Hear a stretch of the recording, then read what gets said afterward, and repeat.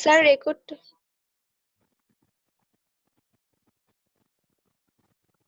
বুঝছো? আচ্ছা, তাহলে এটা হচ্ছে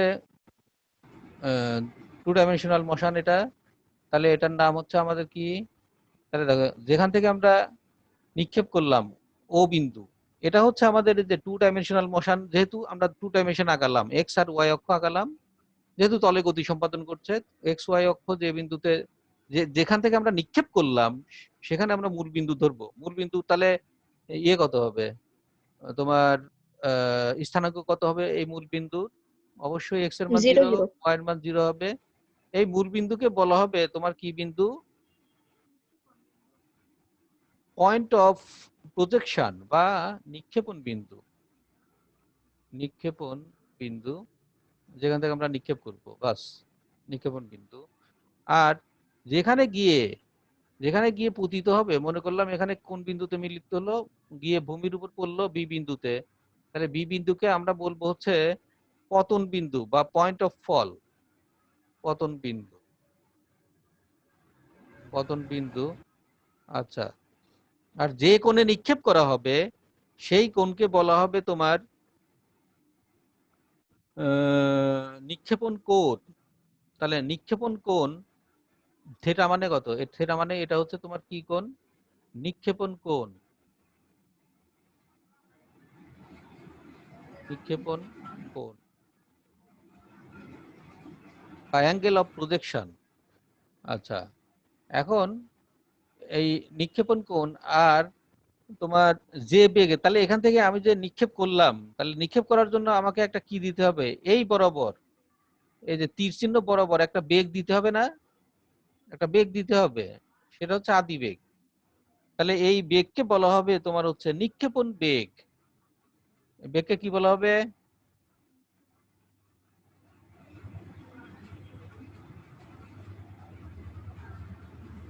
নিক্ষেপণ বেগ।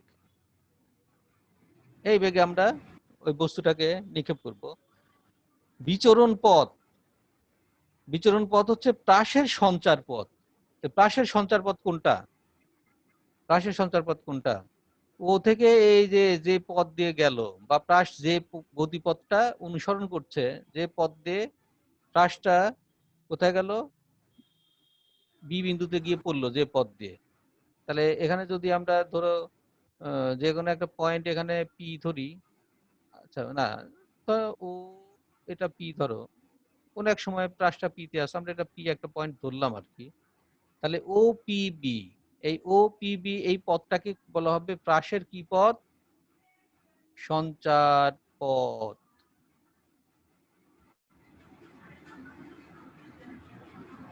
বা বিচরণ পথ। বুঝছো?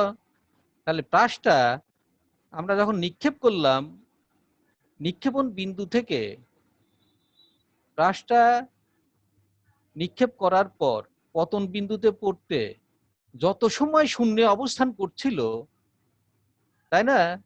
যত সময় শূন্যে অবস্থান করছিল ওই সময়কে বলা হবে বিচরণ কাল। বিচরণ কাল। বিচরণ করতেছিল শূন্যে অত সময়, একে লেখা হয় বড় টি দিয়ে। বোঝা গেছে কি? আচ্ছা, প্রসঙ্গ তল। প্রসঙ্গ তল কাকে বলা হবে? প্রসঙ্গ তল,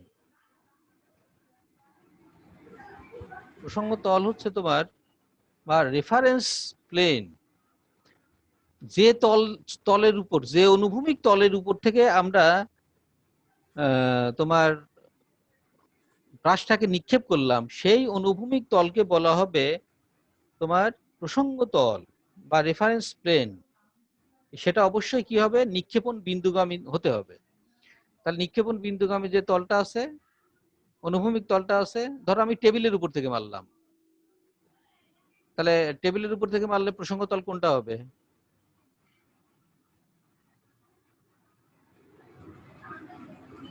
হ্যাঁ, টেবিলই হবে। টেবিলের তলটাই হবে হচ্ছে প্রসঙ্গ তল। বুঝো নাই? মাঠের উপর থেকে মারলাম, তাহলে মাঠের ওই তলটাই হবে, অনুভূমিক তলটাই হবে হচ্ছে তোমার প্রসঙ্গ তল। সেটা অবশ্যই মূল বিন্দুগামী হতে হবে। ছাদের উপর মারলাম, তাহলে প্রসঙ্গ তল কোনটা হবে? ছাদের উপর, ছাদের যে অনুভূমিক তলটা আছে সেটা হবে হচ্ছে তোমার প্রসঙ্গ তল। তাহলে এখানে তল আছে কয়টা? এখানে তল কয়টা আছে? তল কয়টা আছে বলো? দুইটা তল আছে না? একটা দুইটা। হচ্ছে গতিপথ। প্রাসের গতিপথ হচ্ছে কোন তলে হয়? উলম্ব তল। উলম্ব তল।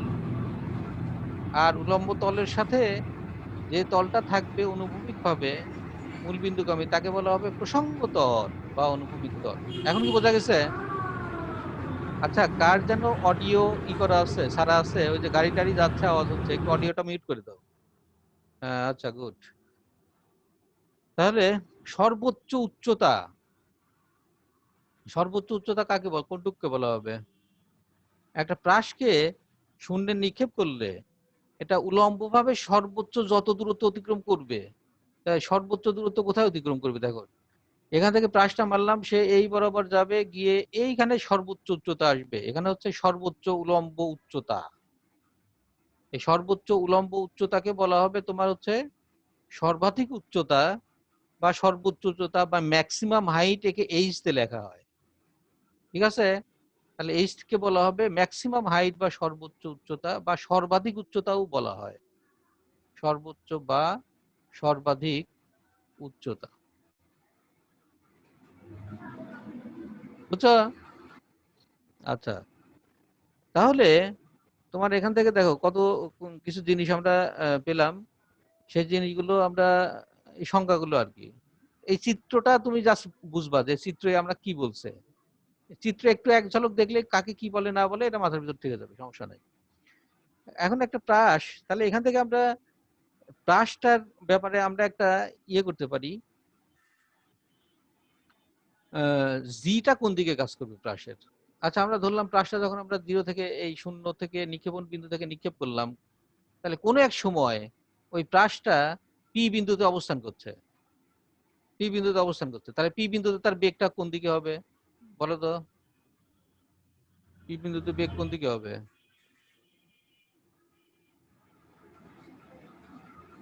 হ্যাঁ,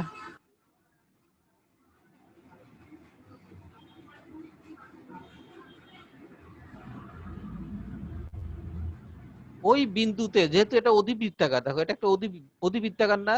প্রাসের সঞ্চারপথটা কেমন? সঞ্চারপথটা কিন্তু অধিবৃত্তাকার, এটা মনে রাখতে হবে। এটার প্রমাণ আছে, প্রমাণ যখন করি তখন তোমরা বুঝতে পারবা।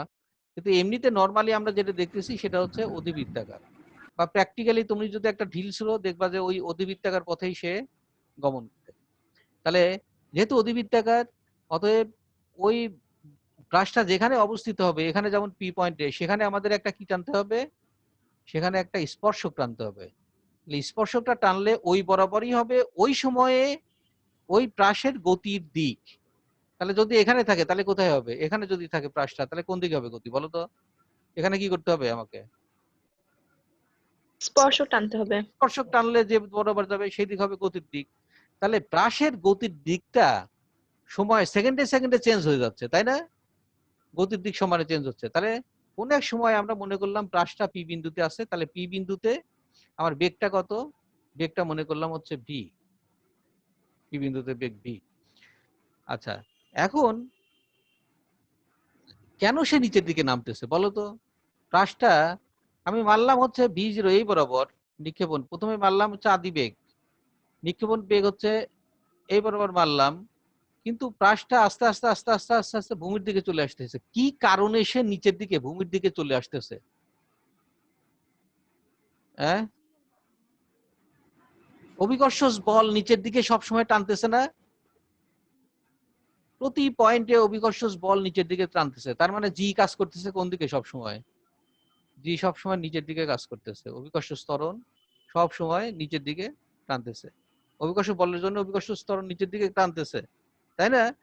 যার জন্য সে আর উপরে যাইতে পারতেছে না, এক সময় আস্তে আস্তে বেগ কমতে কমতে সে নিচের দিকে এসে। এখন জিটা, জিটা কয় মাত্রিক হবে? প্রাসের উপর যে শুধুমাত্র অভিকর্ষ ত্বরণটা ক্রিয়াশীল, এই অভিকর্ষ ত্বরণটা কয় মাত্রিক? হ্যাঁ, অভিকর্ষ ত্বরণ তো একমাত্রিক, অভিকর্ষ ত্বরণ তো অলওয়েজ খাড়া নিচের দিকে। অতএব প্রাসের ক্ষেত্রে প্রাসের উপরে যে অভিকর্ষ ত্বরণ বা যে ত্বরণটা কাজ করছে সেটা হচ্ছে অভিকর্ষ ত্বরণ, এবং সেটা সব সময় একমাত্রিক এবং সে পজিটিভ, নিচের দিকে কাজ করছে। এটা খেয়াল রাখা লাগবে। বুঝো নাই? আচ্ছা, আর তাহলে কয়টা জিনিস আমরা এখানে পেলাম দেখো। তাহলে প্রাসটা হচ্ছে কি গতি? প্রাসটা হচ্ছে তোমার উলম্ব তলে, প্রাসের গতি কোন দিকে সম্পাদিত হচ্ছে? উলম্ব তলে সীমাবদ্ধ থাকতেছে। এই যে উলম্ব তল, এই উলম্ব তলে সীমাবদ্ধ থাকতেছে। এবং প্রাসের গতিটা কয় মাত্রিক? এর গতি কয় মাত্রিক? যেহেতু তলে সমাধান হচ্ছে তাহলে গতি কয় মাত্রিক? দ্বিমাত্রিক। দ্বিমাত্রিক গতি। তাহলে এইখানে দেখো, এখানে যদি থিটা কোণ হয়, থিটা 0 কোণে যদি সে ভি ই হয়, তাহলে আমাদের দুইটা উপাংশ নিতে হবে না? উপাংশ নেওয়া লাগবে তো নাকি? আদি বেগ, যে নিক্ষেপণ বেগ ভি নট আছে, তার উপাংশ অনুভূমিক বরাবর কত হবে? এ বরাবর কত হবে? বলো, বলে ফেলো কত? v0 cos θ। Right, v zero cos theta. এই যে উপাংশের, যেহেতু দ্বিমাত্রিক গতি, উপাংশে ভাগ হয়ে গেল, ভি জিরো কস থিটা 0। এটাকে বলো, এটা হচ্ছে প্রাসের অনুভূমিক আদি বেগের, প্রাসের নিক্ষেপণ বেগ বা প্রাসের আদি বেগের অনুভূমিক উপাংশ। আর উলম্ব বরাবর কোন বেগ হয়ে যাবে? উলম্ব বরাবর v0 sin θ। V zero sine theta. দেখো আমরা কিন্তু 2 ডাইমেনশনে চলে যাচ্ছি, বুঝছো? টি সময় পরে সে গেল কোথায়? এখান থেকে পি বিন্দুতে গেল। তাহলে পি বিন্দুতে গিয়ে আবার কি কাহিনী হচ্ছে দেখো, পি বিন্দুতে কি কাহিনী? পি বিন্দুতে গিয়েও তাহলে ভিটা তো আবার এইদিকে। তাহলে ভিটা মনে করলো অনুভূমিকের সাথে কোণ উৎপন্ন করছে কত? থিটা কোণ উৎপন্ন করছে। থিটা, আগে থিটা নট ছিল আদির জন্য, এখন থিটা কোণ উৎপন্ন করলো। তাহলে অনুভূমিক বরাবর এই বরাবর একটা উপাংশ থাকবে এই ভি এর, আর উলম্ব বরাবর আর একটা উপাংশ থাকবে, থাকবে কিনা? থাকবে? জি এই কথা স্যার। বলো। হ্যাঁ, তাহলে এই বরাবর অনুভূমিক বরাবর এই বিন্দুতে উপাংশটা কত হবে বলো তো? v0 cos θ। V, v, v cos theta. Sorry v cos θ sir. আর এই বরাবর থাকবে কি? V sine theta. sin θ। তাহলে যেহেতু রাষ্ট্রের গতিটা উলম্ব তলে সীমাবদ্ধ, অতএব যখনই আমরা বেগের হিসাব করতে যাব তখন ওই যে তোমার দুইটা উপাংশে ভাগ করে নিতে হবে, যেখানেই থাক না কেন। তার মানে একটা যাবে হচ্ছে অনুভূমিক বরাবর উপাংশ থাকবে, একটা উলম্ব উপাংশ বরাবর থাকবে। তার মানে হচ্ছে প্রাসের গতি কয় মাত্রিক? প্রাসের গতি কয় মাত্রিক? দ্বিমাত্রিক, দ্বিমাত্রিক, দ্বিমাত্রিক না? তলে সম্পাদিত হচ্ছে, তলে সবসময় 2 ডাইমেনশন। আর জি যে কাজ করতেছে, জি অলওয়েজ নিচের দিকে। তাহলে জিটা বা অভিকর্ষ ত্বরণটা সবসময় কোন বরাবর কাজ করবে? সরলরেখা বরাবর নিচের দিকে কাজ করবে, বুঝছো? তাহলে এখান থেকে আমরা একটা জিনিস দেখলাম যে প্রাসের প্রাসের প্রাসের গতি কয় মাত্রিক? কয় মাত্রিক? দ্বিমাত্রিক।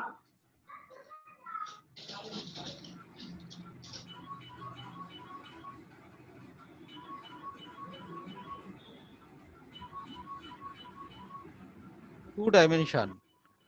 কিন্তু এর ত্বরণ কয় মাত্রিক? ত্বরণ এটা হচ্ছে সমত্বরণ, তাই না? ত্বরণ হ্যাঁ, ওয়ান ওয়ান ডাইমেনশন। একমাত্রিক 1D। এটা কিন্তু বড় একটা ডিফারেন্স, এটা খেয়াল রাখতে হবে আমাদের, সব সময় মাথার ভিতর খেয়াল রাখা লাগবে। এবং ত্বরণটা কোন ত্বরণ? ত্বরণটা হচ্ছে সমত্বরণ এবং অভিকর্ষ ত্বরণ, যেটা সবসময় নিচের দিকে ক্রিয়াশীল, মানে একটা রেখা বরাবর ক্রিয়াশীল, বুঝছো কি? এই জিনিসটা খুব গুরুত্বপূর্ণ রাখতে হবে। আর এটা কয় মাত্রিক? এটা হচ্ছে তোমার দ্বিমাত্রিক, মানে তল হচ্ছে উলম্ব তলে গতি সম্পাদন করছে। তাহলে এই চিত্রটা তোমার মোটামুটি একবারে খুব ক্লিয়ার কনসেপ্ট থাকা লাগবে এই চিত্রটা। যদিও চিত্রের ভিতর আঁকাতে আঁকাতে ওটা মোটামুটি একটা মানচিত্র হয়ে গেছে। তারপরে ওই চিত্রটা তোমার খুব ভালো জ্ঞান থাকতে হবে চিত্রটা নিয়ে। বোঝা গেছে কি? বিভিন্ন ধরনের সমীকরণ টমীকরণ আমরা এখান থেকে ইয়ে করবো। তাহলে ওই যে তোমার প্রাসটা প্রাসটা যখন পি বিন্দুতে, পি কিন্তু যে কোনো একটা বিন্দু হতে পারে, টি সময় পরে যে কোনো বিন্দুতে থাকতে পারে। তাহলে প্রাসটা যখন পি বিন্দুতে আসে তখন কি হয় দেখো, ওখানে আর আমরা না যাই, একটু নতুন করে আঁকাই। স্যার কি বললেন, ত্বরণ সবসময় নিচের দিকে কাজ করবে, অভিকর্ষ ত্বরণ? হ্যাঁ, অভিকর্ষ ত্বরণ কোন দিকে কাজ করবে? প্রাস কি সোজাসুজি নিচে পড়তেছে? না, তা পড়তেছে না। তুমি তো তির্যক ভাবে মারতেছো, তুমি খারাপ ভাবে মারলে কোন দিক পড়ে? খারাপ ভাবে মারলে তো সোজাসুজি নিচে পড়ে। হ্যাঁ, তো তুমি মারতেছো তির্যক ভাবে। আর অভিকর্ষ বল সবসময় কোনো বস্তুর উপর কোন দিকে কাজ করে? নিচের দিকে টানে। টানে। তাহলে তার লব্ধি কোন দিকে যাবে? নিচের দিকেই হবে। নিচের দিকে হবে। এই যে এই বস্তুটা এখানে আছে, আমি উপরের দিকে মারলাম, তাহলে সে অভিকর্ষ বল যেহেতু নিচের দিকে কাজ করতেছে, অভিকর্ষ বল, এটা পৃথিবী, ঠিক আছে? তাহলে অভিকর্ষ বল মানে এফ ইকুয়াল টু এমজি কাজ করতেছে না ওখানে? তার মানে এখানে কি অভিকর্ষ, তাহলে উপরে উঠতে উঠতে একসময় কি হবে, সে থেমে যাবে, কারণ অভিকর্ষ বল তো বিপরীতে কাজ করতেছে, সে আবার নিচের দিকে পড়তে থাকবে। নিচের দিকে যখন পড়তে থাকবে তাহলে বস্তুটা নিচের দিকে পড়তে গেলে তার কি থাকে, ত্বরণ হবে, তাহলে প্লাস জি, অভিকর্ষ ত্বরণ। কিন্তু যদি তুমি মারো হচ্ছে এইভাবে, এইভাবে মারো, এইভাবে মারো, তখন কি হবে? সেটা কোন মারলে, প্রাস মারলে, তখন কি হবে? তখন অভিকর্ষ বল তো সবসময় নিচের দিকে কাজ করতেছে, খাড়া নিচের দিকে কাজ করতেছে না, যেখানেই থাক না কেন খাড়া নিচের দিকে কাজ করতেছে অভিকর্ষ বল। কিন্তু আমি তো বলটা প্রয়োগ করছি এই বরাবর, এই বরাবর, বুঝো নাই? তাহলে ওর অবস্থা কি হবে, ওর গতিটা কোন দিকে যাবে? এফ নিচের দিকে কাজ করে মানে, তার মানে এইসব বরাবর কোন এক দিক দিয়ে আসবে, তা আসবে না। জি স্যার। তাহলে প্রত্যেকটা পয়েন্টে দেখো চেঞ্জ হয়ে যাচ্ছে, প্রত্যেকটা পয়েন্টে ডিরেকশন চেঞ্জ হয়ে যাচ্ছে। ডিরেকশন চেঞ্জ হওয়া মানে সে যে পথটা অতিক্রম করবে সেটা অধিবৃত্তাকার হয়ে যাবে। বোঝা গেছে কি এখন? হ্যাঁ, তাহলে ত্বরণ নিচের দিকে বললেন কারণ অভিকর্ষ কিসের ত্বরণ, জন্য? না অভিকর্ষ ত্বরণ কোন দিকে কাজ করে সব সময়? ও হ্যাঁ, সেটা তো নিচের দিকে। হ্যাঁ, তো তাহলে কি বললাম, একমাত্র ত্বরণ অভিকর্ষ ত্বরণ কাজ করতেছে, অন্য কোনো ত্বরণ নাই এখানে। আর অন্য, প্রাসের ত্বরণ হবে না? হ্যাঁ, প্রাসের নিজের কোনো ত্বরণ হবে না? প্রাসের ত্বরণ কিভাবে? কোনো বস্তুর উপরে যতক্ষণ বল প্রয়োগ করবা ততক্ষণ ওই বস্তুতে ত্বরণ সৃষ্টি হবে, এটা হচ্ছে নিউটনের সেকেন্ড ল, এটা তো জানা আছে। জি স্যার। আমি যখন তুমি ঢেল মেরে ছাড়িয়ে দিলে, যখন আমি ছাড়িয়ে দিছি অলরেডি, আমি তো বল প্রয়োগ করে ছাড়িয়ে দিছি, তখন কি আর তার ত্বরণ থাকবে?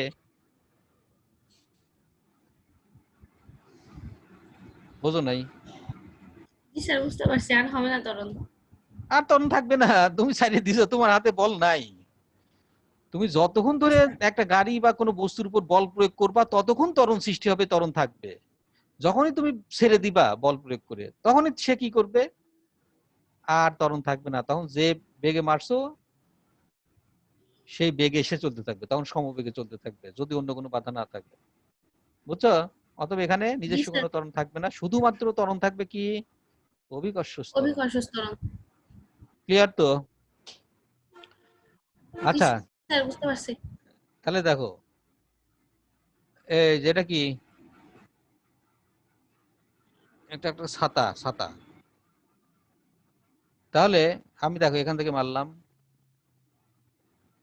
মারলাম আদি বেগ v0 দিয়ে মারলাম, সে যাচ্ছে বিভিন্ন পয়েন্টে, সে আছে, আমি এই পয়েন্টটা গণনা করলাম, এই পয়েন্টে আছে, তাহলে সে এই পয়েন্টে আছে, তাহলে এখানে একটা উপাংশ টানা লাগবে, এই বরাবর একটা, এই বরাবর একটা, তাহলে এটা যদি ভি হয় এটা কত হবে, এটাও ভি এক্স, এক্স অক্ষ বরাবর, এটা ভি ওয়াই।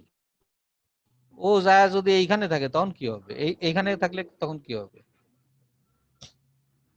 একবারে সর্বাধিক হাইট উচ্চতায় আছে, এইখানে আছে, সর্বাধিক উচ্চতা যেখানে সেখানে আছে, সেখানে কি হবে? সেখানে স্পর্শক যাবে তোমার অনুভূমিক বরাবর। এখানে থিটার মান কত? কথা বলে না, থিটার মান কত এখানে সর্বাধিক 90 ডিগ্রি। উচ্চতায়? হলো না, 0 ডিগ্রি, অনুভূমিকের সাথে না, সর্বাধিক হ্যাঁ, উচ্চতায়, অনুভূমিকের সাথে ডিগ্রি। সর্বাধিক উচ্চতায় যখন এখানে প্রাসটা আছে এই পয়েন্টে, তাহলে আমাদের বেগটা কি করতে হবে? একটা স্পর্শক টানা লাগবে, টানলাম, স্পর্শকটা কার বরাবর হয়? স্পর্শকটা এখানে দেখো কোন বরাবর হয়ে গেছে? অনুভূমিক বরাবর। তাহলে অনুভূমিকের সাথে থিটার মান এখানে কত? 0 ডিগ্রি না? 0 ডিগ্রি। জি স্যার। তাহলে এখানে যদি আমি অনুভূমিক উপাংশ নিতে চাই, অনুভূমিক উপাংশটা কত হবে? bx এর মান কত? bx মানে অনুভূমিক উপাংশ, bx এর মান কত এখানে? বলো v বলো। cos theta, V naught v bx cos equal to b cos 0. cos 0 মানে ভি নটই হবে। v মানে v হবে, বোঝো নাই? আর উলম্ব উপাংশ কত হবে এই জায়গা? 0। 0। vy equal to হচ্ছে v sin ওই 0 ডিগ্রি না, ওই যে উপাংশ, উপাংশ এখানে 0। তাহলে সর্বাধিক উচ্চতায় প্রাসের উলম্ব বেগ কত? বেগের উলম্ব উপাংশ কত? 0। খেয়াল রাখতে হবে, কোনো উলম্ব বেগ থাকে না সেখানে, বেগ 0। কিন্তু অনুভূমিক বেগ আছে, দেখো ওই অনুভূমিক বেগের জন্য সে নিচের দিকে আসতেছে না, সে ওই যে আবার ডাইন দিক চলে যাচ্ছে, গিয়ে মনে করো আবার গেল কোথায়? আবার যে কোনো একটা পয়েন্ট আমরা ধরি, যে কোনো একটা পয়েন্ট ধরলাম, মনে করো এইখানে গেল, এই পয়েন্টে গেল, তাহলে এখানে গিয়ে তার বেগের দিক আবার পরিবর্তন হয়। বেগ কোন দিকে হচ্ছে? বেগের দিক কোন দিকে হচ্ছে? এখানে স্পর্শক বরাবর হবে না? তাহলে এই পয়েন্টে যখন আসলো, এই পয়েন্টে বেগ দিক হয়ে নিচের দিকে চলে আসতেছে, দেখো। আসার পরে এখানে যদি আমরা একটা অনুভূমিক রেখাটা নিই, তাহলে অনুভূমিক রেখার সাথে সে কি কোণ উৎপন্ন করতেছে? অনুভূমিক রেখার সাথে থিটা কোণ উৎপন্ন করলো। আর এই বরাবর উপাংশ যাবে হচ্ছে তোমার bx, আর এখানে উপাংশটা কোন দিকে চলে আসবে? উপরের দিকে কি আর উপাংশ যাবে? কোন দিকে আসবে? নিচের দিকে আসবে না? নিচের দিকে আসবে, যেহেতু নিচের দিকে লব্ধি আছে, নিচের দিকে চলে আসবে। তখন নিচের দিকে যখনই আসবে, তখন এখানে হয়ে যাবে নিচের দিকে উপাংশটা হচ্ছে vy।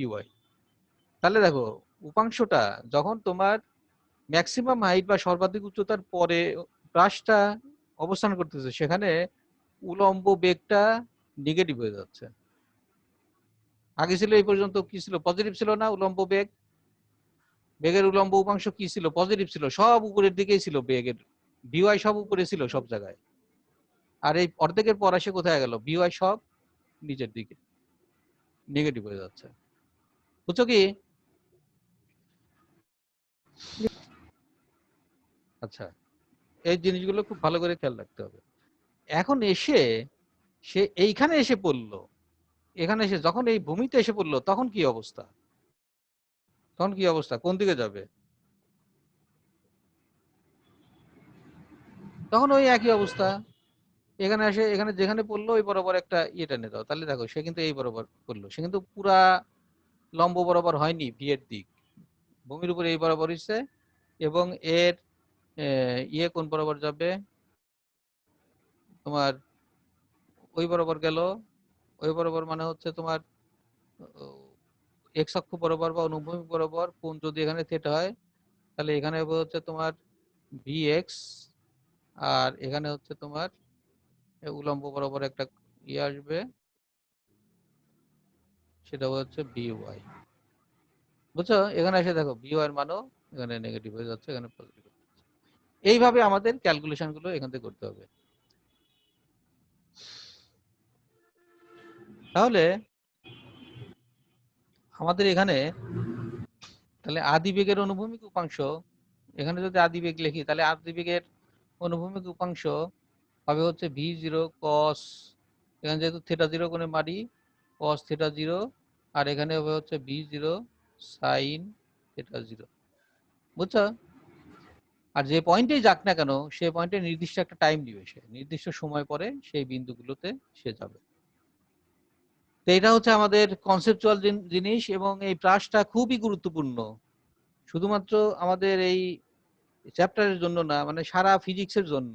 মেকানিক্সে 2 ডাইমেনশনাল মোশন মানেই প্রাস। প্রাসের এই বেসিক এই যে জিনিসটা, এই জিনিসগুলো তোমার সব সময় মাথায় থাকতে হবে, এবং ধারণাটা একবারে ক্লিয়ার থাকা লাগবে। প্রয়োজন বোধে তুমি খাতা খাতা আছে তো সবার কাছে নাকি নাই?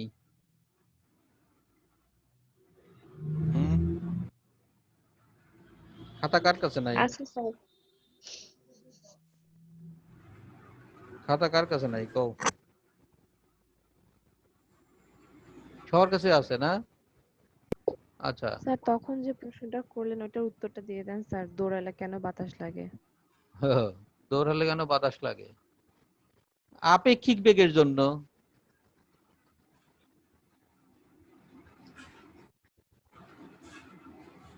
বোঝো নাই?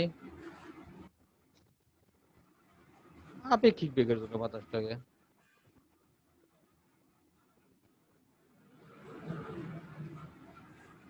বাতাস তো মনে করো ফ্লো হচ্ছে না, বাতাসের স্তর স্থির আছে। তুমি যখন বাতাসের মধ্য দিয়ে দৌড়ানো শুরু করে দিছো, তখন তোমার সাপেক্ষে বাতাসের সাপেক্ষে তোমার একটা বেগ হয়েছে না? তার মানে বাতাসেরও তোমার বিরুদ্ধে আর একটা বেগ সৃষ্টি হয়ে গেছে, বুঝছো? বিপরীতমুখী আর একটা বেগ প্রাপ্ত হয়ে গেছে বাতাস। তোমার সাপেক্ষে বাতাসের বিপরীতমুখী একটা বেগ হয়ে গেছে। এটা জাস্ট আপেক্ষিক বেগ, তার জন্য তখন আমরা বাতাস অনুভব করতেছি। স্যার নিচে পড়েরটা কি বললেন? প্রায় যখন ভূমিতে পড়ে যায়। মানে পড়ে গেলে পরে ভূমির উপর যখন পড়তেছে তখন তোমার যে বেগে পড়তেছে এখানে, সেই বেগটা কত? সেই বেগটা মনে করলাম ভি বেগে সে ভূমিতে আঘাত করলো, এখানে পড়লো মানে ভি বেগে ভূমিতে আঘাত করলো, তাহলে ভি এর দিক কোন দিকে হবে? তাহলে এই বরাবর হবে ভি এর দিক, তাই না? যেহেতু অনুভূমিকের সাথে আমরা কোণ নিয়েছি, তাহলে কি হবে? অনুভূমিকের সাথে কোণ থিটা, ঠিক আছে? তাহলে এখানে কি করতে হবে? অনুভূমিক উপাংশ এই সমতল বরাবরই হবে বিএক্স, আর এখানে আমাদের উলম্ব উপাংশ নিতে গেলে উলম্ব বরাবর এদিকে হবে ভি ওয়াই। আমি এখানে সব জায়গায় দেখাইছি যে প্রত্যেক পয়েন্টে আমাদের উপাংশ যেহেতু হিসাব করতে হচ্ছে বিএক্স আর ভিওয়াই, বিএক্স এবং ভিওয়াইটা কিভাবে সব জায়গায় ইয়ে হচ্ছে, ভিওয়াই বিএক্স ভিওয়াই কিভাবে চেঞ্জ হচ্ছে সেটা আমরা দেখালাম, কারণ এটা আমাদের লাগবে। তাহলে ব্রাশের ত্বরণ কয় মাত্রিক? একমাত্রিক। একমাত্রিক। আচ্ছা, আর ব্রাশের গতি কয় মাত্রিক? দ্বিমাত্রিক। দ্বিমাত্রিক। এটা ইম্পর্টেন্ট কেন? এই জিনিসটা কিন্তু একটু আলাদা টাইপের, অন্যান্য সব মাত্রা থেকে একটু আলাদা। ত্বরণ আর বেগ সাধারণত একই দিকই হয়, কিন্তু এখানে একটু আলাদা, এটা খেয়াল রাখা লাগবে। আর ব্রাশের উলম্ব তল কোনটা? যে তলে ব্রাশ তার গতি সম্পাদন করে সেটা হচ্ছে উলম্ব তল, ভূমির সাথে উলম্ব বরাবর তল, তাই তো? আর আরেকটা তল আছে, তার নাম কি? প্রসঙ্গ তল। প্রসঙ্গ তল কোনটা? আনুভূমিক তল। অনুভূমিক তল। মূল বিন্দুগামী বা নিক্ষেপণ বিন্দুগামী যে অনুভূমিক তল, তাকে বলা হবে হচ্ছে প্রসঙ্গ তল। এইটা ব্রাশের গতিপথটা কেমন, কি আকৃতির? অধিবৃত্তাকার। হ্যাঁ, এটা মনে রাখা লাগবে, অধিবৃত্তাকার বা সঞ্চারপথ অধিবৃত্তাকার। ব্রাশটা নিক্ষেপণ বিন্দু থেকে পতন বিন্দু পর্যন্ত শূন্যে যতক্ষণ বিচরণ করবে ওই সময়কে কি বলা হয়? বিচরণ কাল, বুঝছো? বা টাইম পিরিয়ড, এই যে বড়টিতে লেখা হয়। আর ব্রাশটা উলম্ব বরাবর সর্বাধিক যত দূরত্ব উলম্ব বরাবর থাকবে তাকে বলা হয় সর্বাধিক উচ্চতা। ব্রাশটা সর্বাধিক, এই যে এখানে থাকা মানে সর্বাধিক দূরত্বে থাকা উলম্ব বরাবর, তাহলে সর্বাধিক উলম্ব বরাবর দূরত্বকে বলা হয় সর্বাধিক উচ্চতা বা সর্বোচ্চ উচ্চতা। ব্রাশকে যদি আমি 90 ডিগ্রি কোণে মারি তার নাম কি হবে? খারাপভাবে নিক্ষিপ্ত বস্তু। খারাপভাবে নিক্ষিপ্ত, সেটার ব্রাশ থাকবে না, এটা খেয়াল রাখবা। এই ইম্পর্টেন্ট জিনিসগুলো তোমার মাথার ভিতরে একবার ঢুকাই ফেলতে হবে ব্রাশের জন্য। আর আমি যেভাবে যে হ্যাঁ সব জায়গায় থিয়েটার দিলেন কিসের জন্য? ওই যে থিয়েটার প্রথমে মারার সময় যে থিয়েটার কোণে ওটাকে ছোড়া হয়েছিল ওই থিয়েটারই সব জায়গায় থাকবে না, যে কোণে মারলাম সেটা হচ্ছে আদি থিটা জিরো মারছি, জিরো জিরো লেখছি না এই জায়গা। কিন্তু বাকি সব জায়গায় তো থিয়েটারই সব জায়গায় থিয়েটার লিখছেন। সব জায়গায় থিটা লিখছি মানে থিটা চেঞ্জ হয়ে যাচ্ছে, এজন্য থিটা লিখছি। থিটা কি সব জায়গায় একই থাকতেছে? ওই এক থিটা থাকবে না। তুমি কও এক থাকবে কিনা? থাকবে না, কিন্তু আপনি সব জায়গায় আমি থিয়েটার থিটা লিখছেন লিখছি, আমি কি থিটা 1 থিটা 2 লিখলে তো তোমার মাথার ভিতর আরেকটা গ্যালজাম পেকে যাবে। থিটার মান চেঞ্জ হচ্ছে কিন্তু এই থিটা জিরোর মান চেঞ্জ হবে না।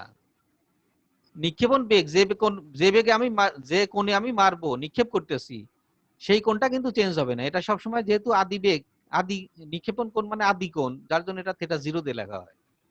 এটা চেঞ্জ হবে না, এটা যে কোণে মারবো সেই কোণে। যখন আবার ভূমিতে পড়বে তখন আবার থিটার মান কত হবে? তার এই থিটা 0 ছাড়া অন্যান্য কোণ, অন্যান্য যে থিটাগুলো লিখছি, থিটা সব সময় চেঞ্জ হবে, প্রত্যেক পয়েন্টে পয়েন্টে চেঞ্জ হবে। আর ওখানে তো আর থিটা 1 থিটা 2 থিটা 3 বারবার করে লেখা সম্ভব না, যার জন্য আমি থিটা দিয়ে দেখাইছি এই জায়গায় সব। বুঝছো? মানে ওই পয়েন্টের থিটা। স্যার হ্যাঁ, একটা বইয়ে দেখছি, মনে হয় ইসাক স্যারের বইয়ে লেখা আছে ব্রাশের গতি পরাবৃত্তাকার। পরাবৃত্ত আর অধিবৃত্ত নিয়ে ঝামেলা আছে, কারণ আমরা যখন পড়তাম স্কুলে তখন ছিল এখন তোমরা যাকে বলে পরাবৃত্ত তখন বলতো অধিবৃত্ত। তারপর কিছুদিনের ভিতর সংজ্ঞা চেঞ্জ হয়ে গেছে, সংজ্ঞা চেঞ্জ হয়ে উল্টা হয়ে গেছে, যার জন্য অনেক পুরাতন বই যারা ব্যবহার করে, যেরকম ইসাক স্যার অনেক পুরাতন আমলের বই, ওখানে পরাবৃত্তই থেকে গেছে। বুঝছো? অধিবৃত্ত আর পরাবৃত্তর সংজ্ঞাটা একটু জ্যামিতি থেকে দেখে নিবা, ওই জিনিসটা কেমন দেখে নিয়ে তারপরে এখানে ই করবা। বুঝছো? জি স্যার। ম্যাক্সিমাম বইতে অধিবৃত্তই আছে, অধিবৃত্ত আর পরাবৃত্ত ডিফারেন্সটা খুবই কম, যার জন্য অনেকে চেঞ্জও করে না, অনেকে বলেও এরকম। ওই সংজ্ঞা চেঞ্জ হয়ে যাওয়ার জন্য সমস্যাটা হয়ে গেছে, কিন্তু অধিবৃত্তাকার হবে ম্যাক্সিমাম জায়গায় লেখা আছে। ঠিক আছে, এগুলো খুব ভালো করে একটু ই করবা এই পর্যন্ত। পরন্ত বস্তুর সূত্রগুলো তাহলে তোমার বাড়ির কাজ থাকবে, পরন্ত বস্তুর সূত্র। বাড়ির কাজ গত ক্লাসের হচ্ছে ফার্স্ট রেকর্ডটা গ্রুপে দেননি। দুইটাই দিছি, দিছে? প্রথমে 2 নম্বর দিছি, পরে 1 নম্বর দিছি, উল্টে গেছে। দিছি হোম টাস্ক হচ্ছে পরন্ত বস্তু খারাপভাবে নিক্ষিপ্ত বস্তুর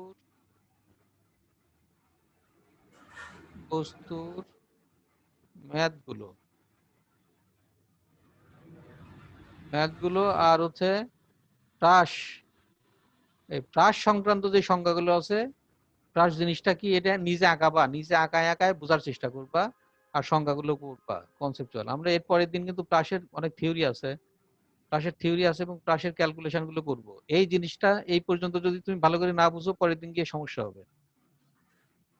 তো ঠিক আছে, সবাই ভালো থাকো, আর সময় লস করবো না। সময় লস করা মানে তোমার লস, নিজের লস, আর জানি শুনে নিজের লস তো করা যাবে না, সময় লস করবো না। তো ঠিক আছে, সবাই ভালো থাকো, আল্লাহ হাফেজ। স্যার আসসালামু আলাইকুম। আসসালামু আলাইকুম স্যার। ওয়ালাইকুম আসসালাম। আসসালামু আলাইকুম। ওয়ালাইকুম আসসালাম।